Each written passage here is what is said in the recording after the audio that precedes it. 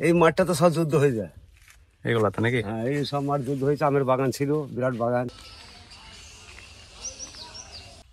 মীর জাফরের সঙ্গে যারা বেইমান করছিল, নবাবের সঙ্গে যারা পক্ষে ছিল তাদের 3 জন। কি নাম? ওই যে নাম লেখা তো দেখো। হাই ফ্রেন্ডস, তোমাদের সকলকে স্বাগত জানাচ্ছি মুর্শিদাবাদ চ্যানেলের আরও একটি নতুন ভিডিওতে। আজ আমি আপনাদের নিয়ে যাব 268 বছর আগে নবাব সিরাজউদ্দৌলার সঙ্গে ইংরেজ ব্রিটিশ ইস্ট ইন্ডিয়া কোম্পানির যে যুদ্ধ হয়েছিল সেই স্থানে।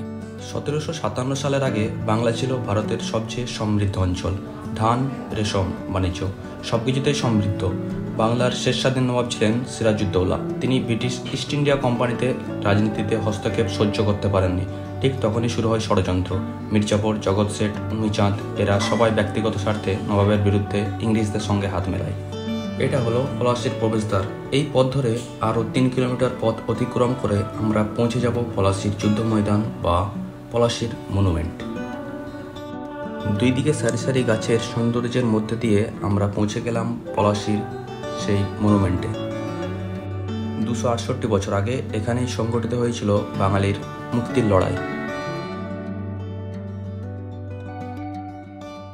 বন্ধুরা, এখন আমি দাঁড়িয়ে আছি ইতিহাসের এক অমূল্য সাক্ষী পলাশী স্মৃতিসৌধের সামনে। এই জায়গা শুধু দর্শনীয় স্থান নয়, বরং ইতিহাস বদলে দেওয়া এক ভয়ঙ্কর যুদ্ধের নিদর্শন। চলুন আজ জেনে নিই সেই যুদ্ধের কাহিনী। 1757 সালের 23শে জুন এই পলাশীর মাটিতেই সংগঠিত হয়েছিল বিখ্যাত পলাশীর যুদ্ধ। একদিকে ছিলেন বাংলা নবাব সিরাজউদ্দৌলা আর অন্যদিকে ব্রিটিশ ইস্ট ইন্ডিয়া কোম্পানির সেনাপতি রবার্ট ক্লাইভ। এই যুদ্ধ শুরু হয়েছিল বাংলার ব্রিটিশ রাজনৈতিক আধিপত্যের যাত্রা। আপনারা দেখতেই পাচ্ছেন এই স্মৃতিসৌধটি তৈরি করা হয়েছে সেই যুদ্ধক্ষেত্রকে স্মরণ করার জন্য। পলাশীর যুদ্ধ আসলে ছিল শুধু এক যুদ্ধ নয়, বরং এক বিশাল ষড়যন্ত্রের ফলাফল। সিরাজউদ্দৌলার সেনাপতি মীর জাফর আর কয়েকজন উচ্চপদস্থ ব্যক্তির বিশ্বাসঘাতকতার কারণেই নবাব পরাজিত হয়েছিলেন। আজ আমরা যারা এই স্মৃতিসৌধ দেখতে আসি, শুধু একটি দর্শনীয় স্থান দেখি না, দেখি এক সতর্কবার্তা, দেখি এক ইতিহাসের শিক্ষা।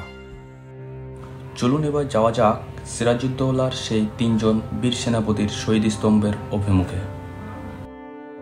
স্থানীয় এক দাদাকে জিজ্ঞেস করায় তিনি বলে দিলেন যে এখান থেকে 6 থেকে 700 মিটার দূরেই অবস্থিত সেই শহীদ স্তম্ভটি।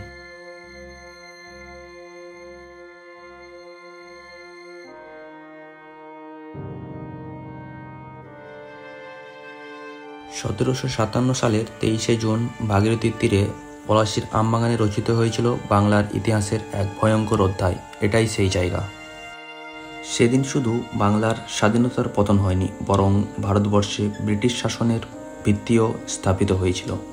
কিন্তু এই বিশ্বাসঘাতকতার অন্ধকারের মাঝেই 3 জন বীর যোদ্ধা ইতিহাসে চিরঅমর হয়ে আছেন: মীর মদন, মীর মুরাদ এবং মোহনলাল। একটি চিহ্ন ওই যে যুদ্ধ হয়েছিল পলাশীর, এই যুদ্ধে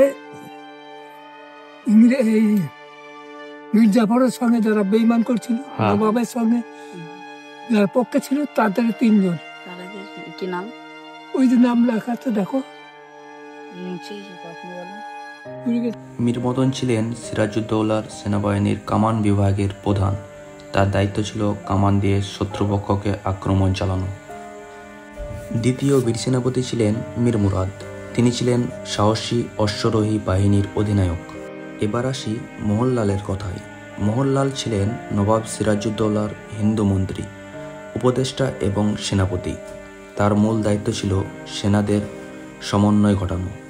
পলাশীর যুদ্ধ ছিল আসলে এক বিশ্বাসঘাতকতার কাহিনী। মীর জাফর, জগৎ শেঠ আর অন্যান্য দরবারির ষড়যন্ত্রের কারণে বাংলার স্বাধীনতা ইংরেজদের হাতে চলে যায়। 23শে জুন 1757 ভোর থেকে শুরু হয় যুদ্ধের প্রস্তুতি। সিরাজউদ্দৌলার ছিল প্রায় 50,000 সৈন্য ও 50টার বেশি কামান।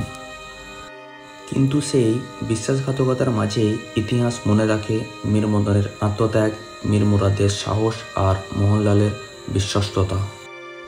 তারা দেখিয়ে দিয়েছেন প্রকৃত বীররা সংখ্যায় কম হলেও তাদের আত্মত্যাগ জাতিকে অনুপ্রাণিত করে শত শত বছর।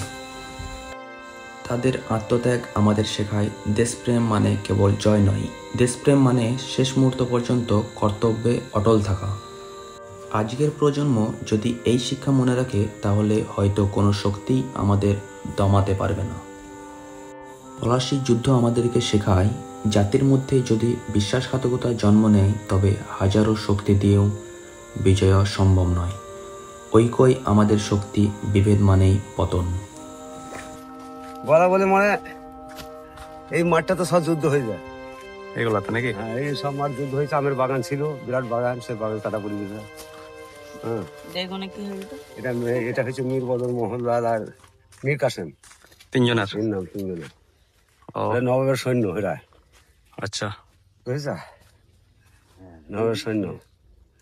বন্ধুরা, আশা করি আজকের এই ভিডিওটি আপনাদের ভালো লেগেছে। যদি ভালো লেগে থাকে তাহলে লাইক, শেয়ার আর সাবস্ক্রাইব করতে ভুলবেন না। আবার আসবো নতুন এক ইতিহাস নিয়ে। ততদিন পর্যন্ত সবাই ভালো থাকুন, সুস্থ থাকুন আর ইতিহাসকে ভালোবাসুন।